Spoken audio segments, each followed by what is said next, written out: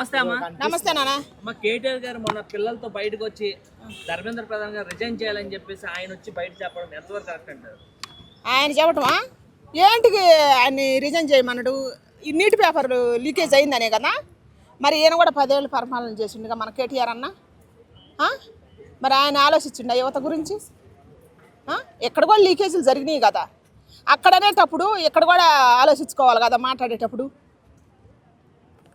ఇప్పుడు అక్కడెక్కడో లీకేజ్ అయింది, స్టూడెంట్ ధర్నా చేసినారు, వాళ్ళకి అన్యాయం జరిగింది కాబట్టి వాళ్ళు రిజైన్ చేయమని కోరుకున్నారు. మరి ఇక్కడ ఏంది, ఇక్కడ పరిస్థితి ఏంది? ఇక్కడ స్టూడెంట్కి ఎందుకు న్యాయం చేయలేదు? మరి నిరుద్యోగులకు ఎందుకు న్యాయం చేయలేదు? ఇక్కడ పరిస్థితి ఏంది? నెక్స్ట్ ఇంటర్వ్యూలో కేటీఆర్ని అడిగారు, మీ ప్రభుత్వం కూడా ఇట్లా లీగల్ అయినాయి కదా అన్నప్పుడు మీరు ఆ బాధ్యత వహించాలంటే నేనెందుకు వహిస్తాను, ఎవరికో అవసరం ఉండి పేపర్ లీకేజ్ చేస్తే ఐటీ మినిస్టర్ పైన లేదంటే విద్యాశాఖ మంత్రిని రిజైన్ చేయడం ఎంతో కరెక్ట్ అని చెప్పి ఆయన అన్నాడు. ఈ రోజు మళ్ళీ ధర్మేంద్ర ప్రధాన్ ఏమో రిజైన్ చేయమని చెప్తున్నాడు ఆయన. మరి ఇంక రెండు వైపులు కత్తికి రెండు వైపులు పొదును ఉంటుంది అంటే ఇదేనేమో రాజకీయ నాయకులకి. కత్తికి రెండు వైపులు పొదును ఉంటుంది, రాజకీయ నాయకులకు కూడా రెండు వైపులు పొదును ఉంటుంది. ఏటీలో అయితే అటు రాజకీయం కోసం ఎంతకైనా దిగజారుతారు, దేనికైనా దిగజారు. 10 ఏళ్ళు పరిపాలన ఉన్న మన కేటీఆర్ అన్న. మరి అప్పుడు మంచి చేయాలనుకుంటే మంచి చేయొచ్చు కదా. ఇప్పుడు అక్కడ లీకేజ్ జరిగినప్పుడు ఇక్కడ లీకేజ్ జరగలేదు, ఇక్కడ స్టూడెంట్ ఎంతమంది ధర్నా చేస్తారు కదా. ఇప్పుడు నీ ప్రభుత్వం రాలేదు కాబట్టి నువ్వు మాట్లాడుతాను, నీ ప్రభుత్వం ఉన్నప్పుడు ఎంతవరకు న్యాయం చేసినవని మన కేటీఆర్ అన్న అడుగుతాను నేను. అయితే ఈ పేపర్ లీకేజ్ అప్పుడు ఏదైతే రాహుల్ గాంధీ వచ్చి అక్కడ పనుకొని దొరలేయడం జరిగింది, అదే పార్లమెంట్ లో యాంటీ లీక్ పేపర్ లీక్ అని చెప్పేసి బిల్లు ప్రవేశపెట్టినప్పుడు వాళ్ళు వీళ్ళే అడ్డుపడ్డారు అక్కడ పార్లమెంట్. ఇప్పుడు వీళ్ళు ఎట్ట కేటీఆర్ అన్న వాళ్ళు ఎట్ట రాజకీయంగా మాట్లాడుతున్నారు, స్టూడెంట్ని అడ్డం వేసుకొని, అక్కడ రాహుల్ గాంధీ గారు కూడా స్టూడెంట్ని అడ్డం వేసుకొని రాజకీయం చేసిండు. అర్థమవుతుంది కదా.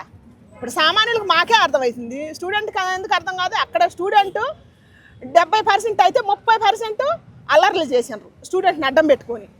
ఇప్పుడు బొద్దెంకల పార్టీ, కాక్రోచ్ పార్టీ ఎట్ట పుట్టింది? ఏ రకంగా పుట్టింది? స్టూడెంట్ని అవమానిస్తేనే కదా అది పుట్టింది. స్టూడెంట్ పేరు మీద వచ్చిన పార్టీ అది. మరి ఇప్పుడు న్యాయం చేసినరా? అక్కడ న్యాయం జరగదు, ఎక్కడ న్యాయం జరగదు. కాసేపు అడావుడి అంతే, వాళ్ళ భవిష్యత్తు ఆడుకోవటం. నెక్స్ట్ అదే ఏదైతే పార్లమెంట్ పై అటాక్ చేశారు కదా ఎవరో స్టూడెంట్లు, అందులో కొంతమంది బయట నుంచి వచ్చారు. ఇప్పుడేమో అంటే వాళ్ళు పిలిస్తేనే, సిజేపీ పార్టీ వాళ్ళు పిలిస్తేనే వాళ్ళందరూ వచ్చారు. ఈ రోజు ఎవరైతే ధ్వంసం చేశారో వాళ్ళకి మాకు సంబంధం లేని చెప్పి చేతులు ఎత్తేసారు వాళ్ళు. మరి అంతే చేస్తారు. దొంగలు ఊళ్ళు పంచుకోవటం అంటే అదే కదా. ఇప్పుడు పార్టీ పరంగా చూసుకోవాలంటే ఇప్పుడు ప్రధానమంత్రి ఆయనే ఉంది పైన. ఇప్పుడు వీడియోల రూపంలో అందరికి కానొస్తుంది, ప్రతి వీడియో కానొస్తుంది. కానొచ్చినప్పుడు మరి చర్య తీసుకోవచ్చు కదా. అక్కడ స్టూడెంట్ చేసినరా అల్లరా, స్టూడెంట్ పేరు మీద వచ్చి దేశ ద్రోహులు చేసినరా, రాజకీయ నాయకులు చేసినరా అని ప్రతి ఒక్కటి కానొస్తుందిగా. యావత్ ప్రపంచానికి కానొస్తుంది. ఇప్పుడు చర్య తీసుకోవచ్చు కదా. ఇప్పుడు వాళ్ళ నీటి పేపర్ లీకేజ్ అయిందని రాజీనామా చేయమన్నారు, రాజీనామా చేసినారు. చేసినందుకు ఇప్పుడు జరిగిన విధ్వంసం దాని గురించి ఇప్పుడు చర్య తీసుకోవచ్చు కదా. అక్కడ కేంద్ర మంత్రి అయినా సరే దాని గురించి అడగరు, కానీ రాజకీయంగా మాత్రం ఆయన తప్పు చేసిండు, ఏం తప్పు చేసిండని చెప్పుకోవటం ఇది ఒక అలవాటుగా మారిపోయింది రాజకీయ నాయకులకు. అయితే నీట్ పేపర్ వల్ల 14 మంది చనిపోయారు, వాళ్ళ కోసం మేము ప్రొటెస్ట్ చేస్తామని చెప్పి సీజేపీలో ఉన్న స్పోక్ పర్సన్ అయినా సరే అంటే వాళ్ళ కౌంటర్లు అయినా సరే మాట్లాడుతున్నారు, దాని గురించి పెట్టామన్నారు. కానీ ఎప్పుడైతే ధర్మేంద్ర ప్రధాన్ రిజైన్ చేస్తే వాళ్ళు పార్టీలు చేసుకుంటున్నారు ఇంట్లోకి వెళ్ళి. మరి పార్టీలు చేసుకోకపోతే ఇప్పుడు ఆయన రిజైన్ కోసమే చేశారు కదా, స్టూడెంట్ బాగు కోసం యాడ్ చేశారు అంటే స్టూడెంట్ అదే అర్థం చేసుకోవాలని నేను చెబుతున్నా. వాళ్ళని అడ్డం పెట్టుకొని ఎంత అరాచకం సృష్టించారు వాళ్ళు, అక్కడ ఎంత అసభ్యకరంగా చేశారు స్టూడెంట్ని అడ్డం పెట్టుకొని. కొంతమంది స్టూడెంట్ ముసుగులోకి వచ్చిన వాళ్ళు, వాళ్ళకి న్యాయం జరిగిందా? ఇప్పటికైనా చచ్చిపోయిన స్టూడెంట్కి న్యాయం జరిగిందా? దాని గురించి మాట్లాడుతున్నారా? లేదు. ఎవరు పట్టినా కూడా ఎవరు రాజకీయం గురించి వాళ్ళ లబ్ధి పొందడానికి మాట్లాడుతుంది, కానీ వాళ్ళ రాజకీయంగా వాళ్ళ పార్టీని పైకి తెచ్చుకోవటానికే. కానీ ఇది సింపతి డ్రామా అని నేను అంట. మీరేమంటారు? నెక్స్ట్ ఎంతప్పటికీ రాజీనామా గురించి మాత్రమే మాట్లాడుతున్నారు. మరి ఆ అల్లర్లు చేసింది, ఆ కొట్లాట జరిగింది, అసలు వాళ్ళు ఎవరు? వాళ్ళని తీసుకొచ్చి పెట్టాలి కదా ప్రజల ముందు. ఎందుకు పెట్టట్లేదు ప్రభుత్వం? ఆయన ఇప్పుడున్న ప్రభుత్వం అదే మరి ప్రభుత్వం తలుసుకుంటే ఒక్క నిమిషంలో పని కదా, అది అడగాలిగా ప్రజలు. ఇప్పుడు రాజకీయ నాయకులు స్టూడెంట్ని అడ్డం పెట్టుకొని వస్తున్నారు, నీటి ప్యాకేజీ లీకా అదేందని అంటున్నారు. మరి దాని గురించే ఎంతసేపు ఉన్నా మాట్లాడుతున్నారు, కానీ అది అడ్డం పెట్టుకొని ఎంత అల్లరి సృష్టించారు. ఈడియాల పరంగా బయటకు వచ్చినాయి కదా, మరి దాని గురించి మాట్లాడొచ్చుగా మన కేటీఆర్ అన్న. మన ఆర్మీని కూడా తీసుకొచ్చారు కదా, అసభ్యకరంగా తిట్టారు కదా. మన దేశాన్ని కాపాడే ఆర్మీ, అక్కడ కులం లేదు, మతం లేదు, ఏది లేదు కదా.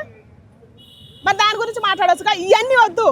అక్కడ రాజకీయంగా రాహుల్ గాంధీ గారు లబ్ధి పొందిండు, కాక్రోచ్ పార్టీ అని పిల్లల్ని అడ్డం పెట్టుకొని. అక్కడ ఎవరు ఆయన పేరు సోని సూద్ గారా, అభిజిత్ గారు ఆయన ఒక రకంగా లబ్ధి పొందిండు. కానీ న్యాయంగా మాట్లాడాలంటే అక్కడ నిరుద్యోగులకి న్యాయం జరిగిందా దీని గురించి మాట్లాడే నాయకుడు ఎవరు? రాజకీయ నాయకులు కూడా మాట్లాడారు. ప్రకాష్ రాజు ఇంకొంతమంది కూడా దేవుని తిట్టడము, కొంతమంది తీసుకురావడము, దాని గురించి మీరు దాని గురించి ఎందుకు పట్టించుకోలేదు ప్రభుత్వం? దాని గురించి ఎట్ట పట్టించుకుంటుంది? ఇప్పుడు వాళ్ళకి కావాల్సింది వాళ్ళు చేసినారు, మనకు కావాల్సింది మనం మాట్లాడాలి. అది మనం కదా మాట్లాడింది. అది మర్చిపోయి ఈ రాజకీయ నాయకుడు వచ్చి ఒక 10 మందిని ఎంటేసుకొని వచ్చి మా కోసం మాట్లాడంటే మన స్టూడెంట్ ఒక ఆడపిల్ల కూడా మాట్లాడుతుంది. ఇక్కడ మన తెలంగాణ గడ్డ మీద ఎంతమంది స్టూడెంట్ మాట్లాడతలేదు? రాజకీయంగా అడ్డం పెట్టుకుంటారు. ఏం చదువుకున్నారు? కొద్దిగా జ్ఞానం ఉండొద్దా? నా వాడు చదువుతానేమి ఒక చదువు లేదు సంజ లేదు వచ్చాడు చదువుతుంది పని బాట లేకుండా నన్ను తిడతారు. సిగ్గుండొద్దా? సిగ్గుండాలి కదా. అక్కడ రాజకీయ నాయకులే వాడుకోరు, ఇక్కడ రాజకీయ నాయకులే వాడుకుంటారు. వాళ్ళు అడ్డం పెట్టుకొని ఇక్కడ ధర్నాలు చేయకపోతే వాళ్ళ బతుకులకు న్యాయం చేయొచ్చు కదా. వాళ్ళు అడిగింది ఏంది? నీటి పేపర్ లీకేజ్. అది ఎందుకు జరిగింది? మేము అది అడిగితే మమ్మల్ని బొద్దింకల కింద తీసేసారు. దాని పరంగానే కాంగ్రెస్ పార్టీ వచ్చింది. ఇప్పుడు మళ్ళీ అది అడ్డం పెట్టుకొని ఏడొక రాజకీయం చేయటం ఎందుకు? ఇవన్నీ దొంగ నాటకాలు. దీని మీద పైకి వస్తారా? రారు. ఏ రాజకీయ నాయకుడు రాడు. అయితే పిల్లల్ని ఎందుకు కొట్టారు అని చెప్పేసి అడుగుతున్నారు తప్ప బీజేపీ కాబట్టి అంటే వీళ్ళు చేసే పనులన్నింటినీ కూడా ముందు వదిలేసి తర్వాత కొట్టమే జరిగింది. వాళ్ళు పైకి వచ్చే పార్లమెంట్ పైన అటాక్ వచ్చినప్పుడు. కానీ అదే ఆగవయ్యా ఈ నంగనాశ కబుర్లన్నీ వద్దు. అక్కడ విధ్వంసం చుట్టించిన దేశ ద్రోహులు అందరు కానతనే ఉంది.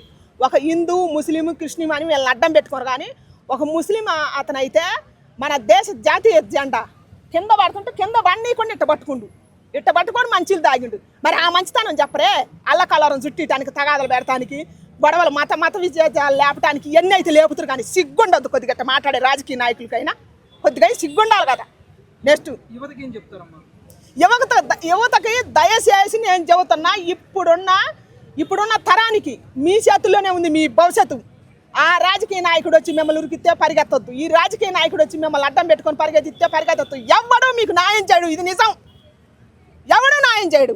ఇన్ని మార్కులు వస్తే ఇస్తామని చెబుతారు. మార్కులు వచ్చిన కష్టపడి చదివినోడికి జాబ్ వస్తుందా? రావట్లేదు కదా. ఎవడి భవిష్యత్తు బాగుంది? రాజకీయంగా ఉండోళ్ళ భవిష్యత్తే బాగుంది. కానీ ఎవరి భవిష్యత్తు బాగలేదు.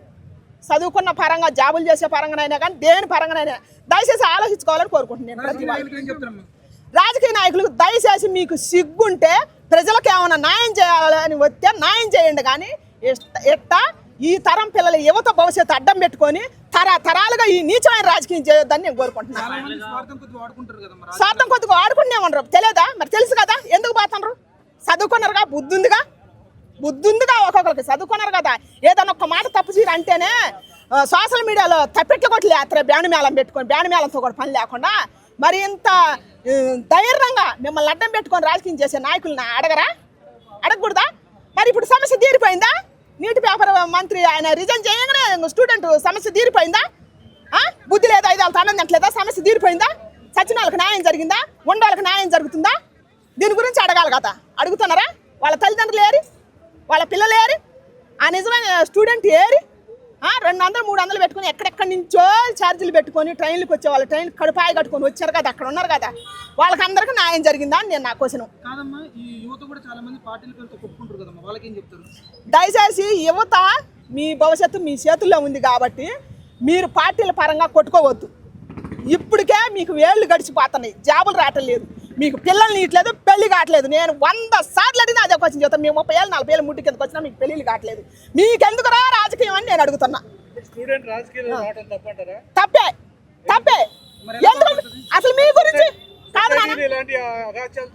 నేనేమంటున్నా తప్పు ఏంటంటే ఎవరని చెబుతాయి నువ్వు. ఎందుకంటే మీ భవిష్యత్తు గురించి మీరు మీ బాధ్యతగా మీ భవిష్యత్తు గురించి మీరు అడగనప్పుడు మీరు రాజకీయాల్లోకి వచ్చి ఏం చేస్తారు? ఇది నా పార్టీ ఇది నీ పార్టీ అని కొట్టుకోవటానికా? రాజకీయ నాయకులుగా వాళ్ళు బాగుపడుతున్నారు. కార్యకర్తలుగా ఎక్కడన్నా ఏ రాష్ట్రంలోనైనా కార్యకర్తలు బాగుపడ్డాలు ఉండరు చెప్పరి ఉన్నారా? కార్యకర్తలు ఎంతమంది, రాజకీయ నాయకులు ఎంతమంది, లీడర్లు ఎంతమంది? ఎవడో దమ్మున్నోడు చెప్పమను ఉన్నారా? తరతరాలుగా లేదు. అందుకని దయచేసి అర్థం చేసుకోవాలని కోరుకుంటా. పెద్దవాళ్ళుగా మనమే చెప్పాలి. పిల్లలకు మనం చెప్పకపోతే వాళ్ళకి అర్థం కాదు. ఇట్టనే రాజకీయంగా ఎడదెత్తరు. వాళ్ళ లబ్ధి కోసం పంచుకుంటారు, కొట్టుకొని సాగుతారు. కార్యకర్తలు కొట్టుకొని సాగటమే, వాళ్ళ కుటుంబాలు కొట్టుకొని సాగటమే. కానీ నాయకులు బాగానే ఉంటారు. న్యాయం జరిగినప్పుడు రాజకీయ పార్టీలు ఎందుకమ్మా ఉంటాయి? మన బుద్ధిలో మనం ఎంపడ పడతా. ఇది నా పార్టీ ఇది నీ పార్టీ అని నువ్వు నేనే కొట్టుకుంటావు. తల్లి కొట్టుకొచ్చారు ఒక పార్టీలో ఉంటావు. యూత్ సరైన నిర్ణయం తీసుకోమని అడుగుతున్నా. నీకు బుర్ర పని చేస్తుందా? సరైన నిర్ణయం తీసుకోరి. మీ భవిష్యత్తు మీ చేతుల్లోనే ఉంది. మన భవిష్యత్తు పోయింది, నీ భవిష్యత్తు నా భవిష్యత్తు పోయింది. రాజకీయాల నాయకులకు కానీ పార్టీ వాళ్ళకి కానీ మనం ఊడిగం చేసిన వాళ్ళు 10 ఇచ్చినా 5 ఇస్తే మనం ఊడిగం చేస్తాం. మనది అయిపోయింది. వాళ్ళది ఇప్పుడు ఈ తరం పిల్లల భవిష్యత్తు వాళ్ళ చేతుల్లో ఉంది. చదువుకున్నారు, ఊరు పట్టణం తిరుగుతున్నారు. ఎక్కడ ఏది జరిగేది కూడా సెల్లులో బంధిస్తున్నారు, సెల్లులో చూసుకుంటున్నారు. తెలివి ఉంటుంది కదా. ఎందుకు జెండా కూలీలుగా ఎందుకు మారాలా? మీకోసం ఏ నాయకుడు చేస్తుండే, ఏ నాయకుడు చేస్తే మరి ఆ నాయకుడు జెండా పట్టాలి. మంచి చేస్తామని చెప్పి ప్రతి నాయకుడు వస్తాడు. గెలవలేని బుద్ధి ఎందుకు మారుతుంది మరి? ఎవరి బుద్ధి? రాజకీయ నాయకులు మంచి చేద్దామని యూత్ అయినా మన బుద్ధి మారట్లేదా? మన బుద్ధి కూడా మారుతుంది కదా. మా నాయకుడు గొప్పోడని నువ్వు జబ్బలు జరుచుకోవట్లే. నువ్వు జరుచుకున్నంతసేపు రాజకీయ నాయకుడు బుద్ధి మారుద్ది. ఆయన అంటే ఎందుకు? ఎవరు నాయకుడు మంచి చేతనని చెప్పక నీకు చెడు చేతనని చెబుతురా? ఎందుకు నీకు చెడు చేతనంటే నువ్వు బాతవా జెండా మాత్రమా ఆయన అమ్మడి తిరుగుతావా? తిరగవుగా.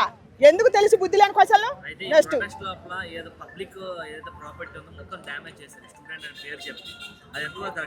అది స్టూడెంట్ చేయలేదు.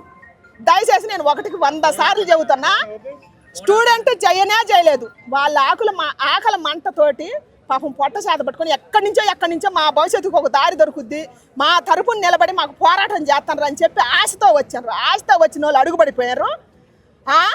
ఈ కోరికలతో రాజకీయం అడ్డం పెట్టుకొని దుర్మార్గం చేసేవాళ్ళు, నీచమైన దుర్మార్గం చేసేవాళ్ళు ఏమో ముందు పడరు. వాళ్ళే కొట్టుకుంది, వాళ్ళే అదేందో చెబుతున్నావు పెద్ద పర్మనెంటా ఏంటిది నాకు అనరాదులే కానీ దయచేసి మీరు అర్థం చేసుకోవాలా. దాంట్లోకి చొరబడ్డది కూడా వాళ్ళే, ఆ దేశ ద్రోహులే. ఈ కుట్రపూరితమైన వాళ్ళే కానీ స్టూడెంట్ కానే కాదు. మోడీకి ఏం చెప్పాలనుకుంటున్నారు? మోడీకి దయచేసి మోడీ గారికి నేను ఒక్కటే చెబుతున్నా, నిజంగా మీరు ఈ దేశాన్ని, ఈ దేశ యువకుల భవిష్యత్తు మీ చేతుల్లో ఉంది కాబట్టి వాళ్ళని బాగు చేయాలనుకుంటే దయచేసి వాళ్ళ భవిష్యత్తు గురించి ఆలోచించమని అడుగుతున్నా. ఇది రాజకీయంగా మర్చిపోకుండా వాళ్ళ భవిష్యత్తు గురించి నేను ఆలోచిస్తానని 12ంటికానే ఈడే వదిలిండు కదా ఆయనకు ఆయన భాష నాకు రాదు, నా భాష ఆయనకు తెలియదు. దయచేసి భాష వచ్చిన వాళ్ళు ఆయనకు తెలియజేయండి. యువత భవిష్యత్తు మీ చేతుల్లో ఉంది. మీరు ఒక మార్గం చూపిమని కోరుకుంటున్నాను దయచేసి. అందరికీ నమస్తే, దిస్ ఈజ్ కరాటే కళ్యాణి. మీరు మంచి న్యూస్ చూడాలన్నా, మంచి విషయాలన్నీ కూడా తెలుసుకోవాలనుకున్నా కూడా ప్లీజ్ సబ్స్క్రైబ్ వి ఛానల్. హలో అండి, వీటీవీ సబ్స్క్రైబ్ చేయండి. హాయ్ అండి, this is actor Suman. So వీటీవీని లైక్ చేయండి, షేర్ చేయండి, సబ్స్క్రైబ్ చేయండి. Hi hello, I'm Sashirekha, Miss India. So వీటీవీని లైక్ చేయండి, సబ్స్క్రైబ్ చేయండి, షేర్ చేయండి. ఏమైనా డౌట్స్ ఉంటే కామెంట్ బాక్స్లో కామెంట్ చేయండి. Thanks for VTV.